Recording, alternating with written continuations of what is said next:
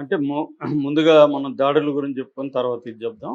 So, GST అధికారులు దాడి చేశారు. ఎందుకంటే ప్రధానంగా ఏందంటే జీఎస్టీ వీళ్ళు కరెక్ట్‌గా పే చేశారా లేదా అనేది ప్రధానం. మొన్ననే ఒక ఇంటర్వ్యూలో విష్ణుని అడిగినప్పుడు మీ బడ్జెట్ ఎంత అని అడిగినప్పుడు నా యాక్చువల్‌గా బడ్జెట్ గాని చెప్తే నా ఇంటి ముందు అధికారులు క్యూ కడతారు రేపు అన్నాడు. సో, అంటే బడ్జెట్ ఎక్కువ పెట్టారా? తక్కువ చెప్తున్నారా? ఎందుకంటే సినిమా బడ్జెట్‌లు ఎప్పుడు కూడా కరెక్ట్‌గా చెప్పరు. ఒకటి. 2 ఈ మధ్య బెనామీలు బ్లాక్ మనీని సినిమా ప్రొడక్షన్‌లో పెడుతున్నారనేది అందరికి తెలిసిన విషయమే. సో, అందుకనే చాలామంది ప్రొడ్యూసర్లు, కొంతమంది రాజకీయ నాయకులు బెనామీలుగా ఉంటారు. ఎందుకంటే రాజకీయాల్లో వాళ్ళు అక్రమంగా సంపాదించిన డబ్బుల్ని ఇక్కడ తీసుకొచ్చి పెట్టడం అనేది మనకు తెలుసు. సో, ఈ నేపథ్యంలో జీఎస్టీ ఎగవేతలు బాగా పెరుగుతున్నాయి కాబట్టి, ఈ వీళ్ళు జీఎస్టీ కట్టారా లేదా అనేది మాదాపూర్ అండ్ కావూర్ హిల్స్‌లో ఉండే వీళ్ళ ఆఫీసుల మీద దాడి చేశారు. అయితే ఈ సందర్భంగా విష్ణు ఏమన్నా అంటే, దాడులు మంచిదే, మాకెంత అప్పుందో బయటకొస్తది కదా అని అతను మాట్లాడాడు. ఇవన్నీ కూడా రొటీన్ వ్యవహారాలే.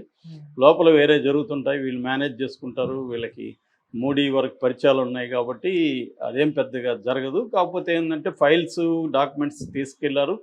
కొన్ని అనుమానాలైతే ప్రాథమిక విచారణలో వీళ్ళు ఎగ్గొట్టారని తెలిసిందని కూడా కొన్ని పత్రికలు రాశాయి. అది ఎంత నిజమనేది తెలీదు.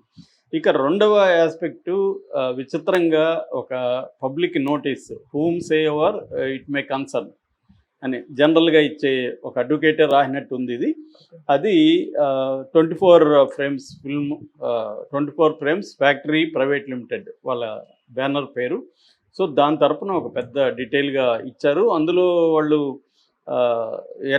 అంటే డెడికేషను, వాళ్ళు ఎంత ఆర్టిస్టిక్ డెడికేషన్తో సినిమా తీశారు, ఎంత సబ్స్టాన్షియల్ అమౌంట్ కమర్షియల్ ఇన్వెస్ట్మెంట్ చేశారు, వాళ్ళు పడిన కష్టం ఏంటి ఈ సినిమా తీయడానికి, ఇదన్నీ రాసుకుంటూ వచ్చారు. దాని తర్వాత ఈ సినిమాని ఫ్రీడమ్ ఆఫ్ ద స్పీచ్ గురించి కూడా మనకు స్పీచ్ ఇచ్చారు. So freedom of the speech కాన్స్టిట్యూషన్లో 19(1)(a) ఏం చెప్తుందంటే అందరికీ అది పౌరులందరికీ కూడా స్వేచ్ఛగా మాట్లాడే హక్కు ఉంటుందని చెప్తుంది. నిజానికి 19(2)లో మళ్ళీ ఫ్రీడమ్ ఆఫ్ ద స్పీచ్కి కొన్ని రెస్ట్రిక్షన్స్ పెట్టారు, కండిషన్లు పెట్టారు. ఎప్పుడైనా అబ్సల్యూట్ ఫ్రీడమ్ అనేది మిత్. ఎక్కడైనా ప్రపంచంలో ఎవరికి కూడా అబ్సల్యూట్ ఫ్రీడమ్ అనేది ఎవరికి ఉండదు. ప్రతిదానికి రెస్ట్రిక్షన్స్ ఉంటాయి. ఎప్పుడు కూడా అబ్సల్యూట్ ఫ్రీడమ్ అంటే ఒక్కోసారి నా ఫ్రీడమ్ నీకు ఇబ్బంది కలిగిస్తుంది, నీ ఫ్రీడమ్ నాకు ఇబ్బంది కలిగిస్తుంది.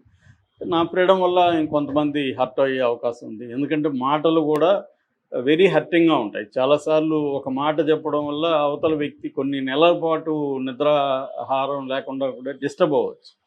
సో అంటే సైకలాజికల్ డిస్టర్బెన్స్ మాటల వల్ల కూడా వస్తాయి. కాబట్టి అది పెట్టారు. వీళ్ళేం చెప్తున్నారంటే ఫ్రీడమ్ ఆఫ్ ద స్పీచ్ మీకు ఉండొచ్చు, కానీ సుప్రీంకోర్టు 2 తీర్పుల్ని వీళ్ళు చెప్పారు. ఒకటేమో ఒక సుప్రీంకోర్టు, ఒక కేరళ హైకోర్టు తీర్పుని చెప్పారు. ఒకటేమో Kerala film producers association versus union of India.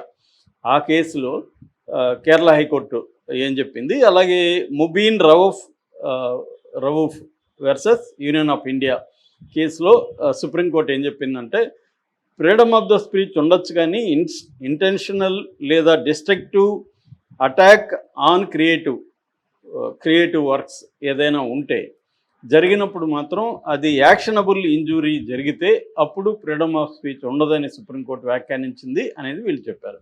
ఇది వాస్తవమే. నేను ఇందాక చెప్పినట్టు కాన్స్టిట్యూషన్లోనే ఇది ఉంది, freedom of the absolute speech అయితే లేదు. సో వీళ్ళు ఏం చెప్పదలుచుకున్నారంటే, సో మీకు ఫ్రీడమ్ ఆఫ్ ద స్పీచ్ ఉందని మా సినిమా మీద మీరు మా క్రియేటివ్ వర్క్ మీద డిస్ట్రక్టివ్గాను లేకపోతే ఇంటెన్షనల్గాను ఒక ప్లాన్ ప్రకారం అటాక్ చేస్తే మాత్రం ఒప్పుకోము, మీరు కేసులను ఎదుర్కోవాల్సి ఉంటుంది, లీగల్ యాక్షన్ అన్నారు వాళ్ళు. లీగల్ యాక్షన్ అంటే అదే, మనకు నోటీస్ ఇస్తారు, తర్వాత కేసు పెడతారు మన మీద, డిఫమేషన్ కేసు. డిఫమేషన్ 2 రకాలుగా ఉంటుంది, సివిల్ అండ్ క్రిమినల్. సివిల్ అంటే మనకి వాళ్ళు నష్టపరిహారం కట్టించాలా, వాళ్ళ పరువు ప్రతిష్టకు మనం భంగం కలిగించామని. క్రిమినల్ అంటే మనం అరెస్ట్ అయ్యే అవకాశం కూడా ఉంది. సో ఇది వాళ్ళు బేసిక్ ఇచ్చింది. ఫైనల్గా వాళ్ళు మీ సపోర్ట్ కావాలి, గుడ్ విల్ ఉండాలి, ఎంకరేజ్మెంట్ ఉండాలి, వెల్ విషింగ్ కోరుకుంటున్నాం, వెల్ విషెస్ కోరుకుంటున్నాం అనేది ఫైనల్గా రాశారు. సో ఓవరాల్ ఉద్దేశం క్లియర్గా దాంట్లో ఏంటంటే, మా సినిమా మీద నెగిటివ్ రివ్యూలు రాకూడదు అనేది. మీరు అందుకని వాళ్ళు చెప్పారు, మీరు సినిమాని చూడండి, సబ్స్టాన్స్ని అప్రిషియేట్ చేయండి, తర్వాత అన్వాంటెడ్ దీన్ని కామెంట్లు చేయకండి, బయాస్ ఉండకండి, వెండట్టా పెట్టుకోకండి, ఇవన్నీ కూడా చెప్పారు. అంటే ఇప్పుడు నేను ఫర్ ఎగ్జాంపుల్ రేపు సినిమా చూస్తాను, ₹1000 నేను ఖర్చు పెట్టాను సినిమా మీద.